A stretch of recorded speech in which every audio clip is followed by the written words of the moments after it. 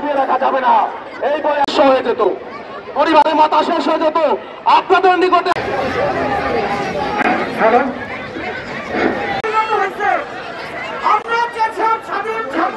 সুন্দরী মহিলা কলেজের অধ্যক্ষ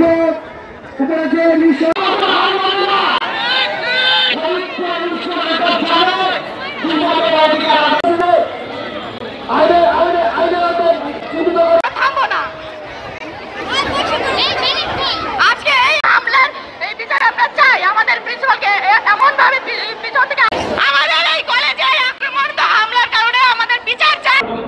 আপনারা জানেন জেলা প্রশাসক একটি গোপনীয় প্রতিবেদন প্রেরণ করেন।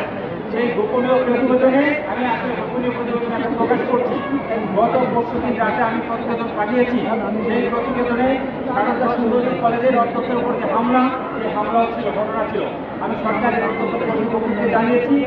আমি আপনারা একটু ধৈর্য ধরে একটু, আমরা যারা আছি আপনাদের আমাদের কমিটমেন্ট আপনারা দেখেছেন, আমরা পুলিশ যারা আছে তারাও কাজ করছে, আমরা প্রশাসনের লোকজন কাজ করছি। সন্ত্রাসী কর্তৃক আক্রান্ত হয় এবং জ্ঞান হারিয়ে মাটিতে লুটিয়ে পড়ে।